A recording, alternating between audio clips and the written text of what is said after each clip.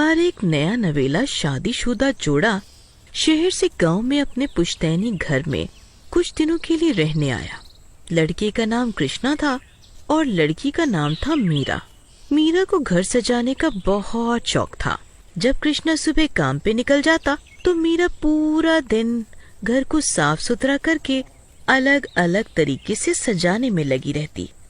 फिर एक दिन मीरा बाजार गई तो उसे वहाँ एक बड़ी सुंदर सी गुड़िया नजर आई। गुड़िया की बड़ी बड़ी नीली आंखें और चेहरे पे एक हल्की सी मुस्कुराहट थी। देखने वालों को लगता कि वो गुड़िया उन्हीं को देख के मुस्कुरा रही है। अरे वाह, कितनी प्यारी और कितनी बड़ी गुड़िया है, इसे तो मैं जरूर घर लेके जाऊंगी। अब भैया, ये गुड़िया कितने की है? बहन, वैसे तो ये गुड़िया 200 रुपए की है, पर लगता है आपकी नई नई शादी हुई है, तो बताइए आप क्या पैसे देंगी इसके?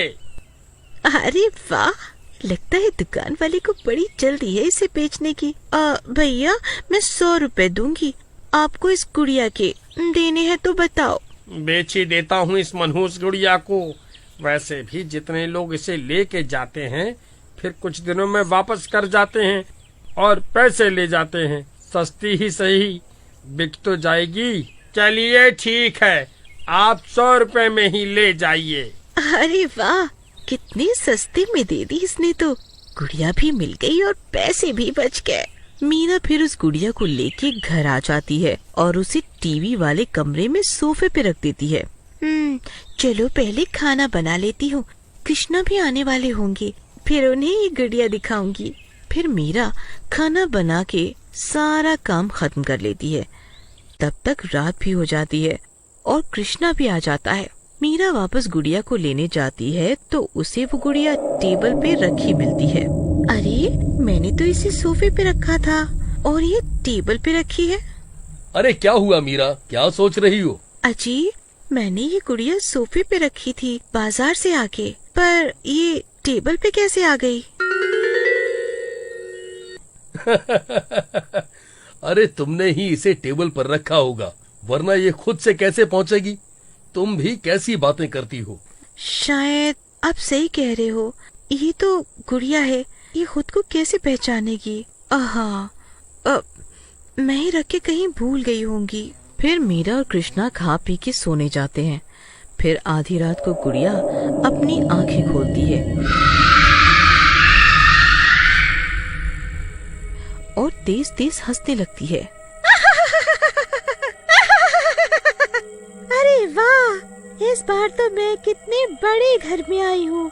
खूब मजे करूंगी, मैं तो खूब मजे करूंगी। गुड़िया की हंसी सुनकर मीरा की आंखें खुल जाती है।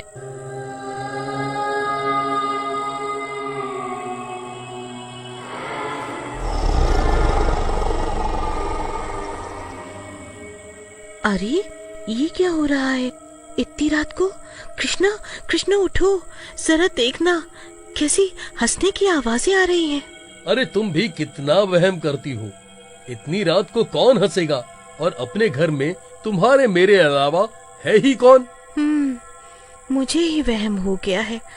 आज शायद ज्यादा थक गई हूँ, इसीलिए लग रहा है ऐसे अजीब अजीब विचार मन में आ रहे हैं। हाँ, सो जाओ अब। मीरा और कृष्णा फिर सो जाते हैं। गुड़िया फिर से खुद से बातें करके हंसने लगती है।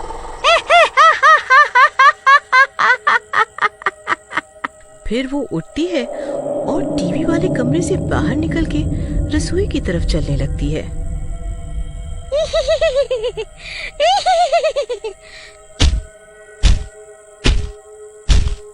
आज मैं पूरा घर देखूंगी।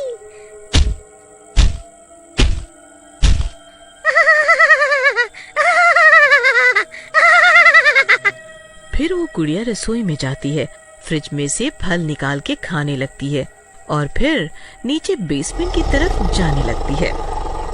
अरे वाह, आज कितने दिनों बाद कुछ खाया है, वरना तो जितने घर में गई आज तक वहाँ कुछ खाने को ही नहीं मिला और लोग 2 दिन में ही वापस दुकान पर दे गए मुझे, और दुकान पे भी कुछ खाने को नहीं होता, पर यहाँ तो मजे ही मजे हैं।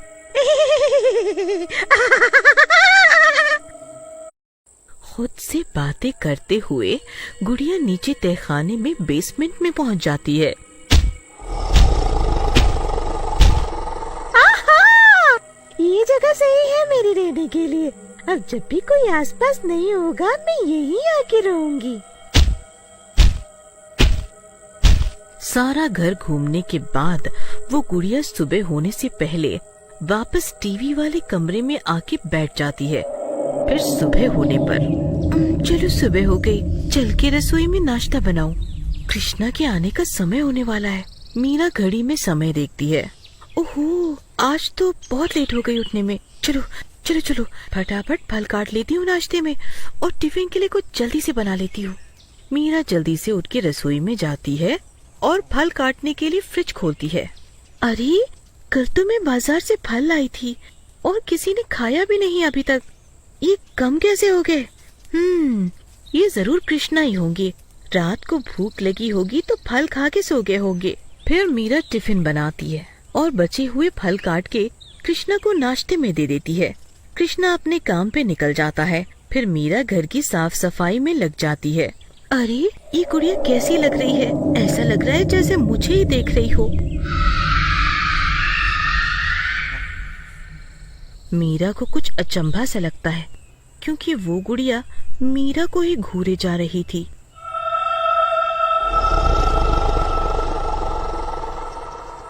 अरे, मैं भी कुछ भी सोचने लगती हूँ। ये तो एक गुड़िया है और वो भी कितनी सुंदर। ये कैसे घूर सकती है? फिर मीरा कुछ काम से बाहर चली जाती है और शाम को आने में थोड़ी लेट हो जाती है। पर जब तक कृष्णा काम से आ चुका होता है। अरे मीरा, एक गिलास पानी देना, आज बहुत थक गया हूँ मैं, और कुछ खाने को भी ले आना। कुछ समय निकल जाता है। कृष्णा बैठ के टीवी देखने लगता है। रसोई में कुछ करने की आवाजें तो आ रही होती हैं, पर अभी तक पानी और नाश्ता कुछ नहीं आता। कृष्णा फिर आवाज लगाता है। अरे मीरा, बाकी काम बाद में कर लेना, पहले मुझे पानी और नाश्ता दे दो, बहुत भूख लगी है। कुछ आहट न होने पे कृष्णा खुद उठ के रसोई में जाता है पानी लेने। कृष्णा को वो गुड़िया रखी मिलती है। अरे, मीरा तो यहाँ है ही नहीं, फिर ये आवाजें कैसे आ रही थी? कुछ सोचने के बाद, हो सकता है ये खिड़की खुली है, पक्षी कुछ हलचल कर रहे होंगे। फिर कृष्णा एक गिलास पानी निकाल के पीता है और जैसे ही वापस जा रहा होता है उसकी नजर गुड़िया पे पड़ती है। ये गुड़िया रसोई में क्या कर रही है? लगता है ये मीरा ने रख दी होगी। पूरा दिन कभी ऐसे कभी वैसे घर सजाती रहती है और ये गुड़िया यहाँ रख के भूल गई होगी। फिर कृष्णा उस गुड़िया को वापस सोफे पे ला के रख देता है। कुछ देर में मीरा भी आ जाती है। अरे, आप आज जल्दी आ गए। मैं वो पड़ोस में गई थी। वहाँ कोई नया रहने आया है तो बस वहीं पे एक पूजा थी, तो बस वहीं थोड़ी देर हो गई आने में। अच्छा, कोई नहीं। रुको, मैं आपके लिए पानी और नाश्ता लाती हूँ। अरे, पानी मैंने पी लिया, लेके कुछ खाने को ला दो जल्दी से, बहुत भूख लगी है। जी ठीक है, कह के मीरा रसोई से कुछ खाने को ले आती है और कृष्णा को दे देती है। जी ये लो। अरे, ये गुड़िया, इसी तो मैंने कमरे में रखा था, ये यहाँ कैसे आ गई? अरे, तुम ये गुड़िया कमरे में नहीं, रसोई में रख के चली गई थी, मैं इसे यहाँ ले आया। मीरा मन में कुछ डरने लगती है। अरे नहीं, मैं इतनी बार रख के भूल नहीं सकती और ना ही हर बार वहम हो सकता है। जरूर इस गुड़िया में कुछ है। मीरा उस गुड़िया को देखती है तो वो गुड़िया मीरा को ही घूर घूर कर देख रही होती है और मुस्कुरा रही होती है। मीरा काफी डर जाती है, पर कृष्णा को कुछ नहीं बताती और उस गुड़िया को हमेशा के लिए नीचे बेसमेंट में बंद कर देती है।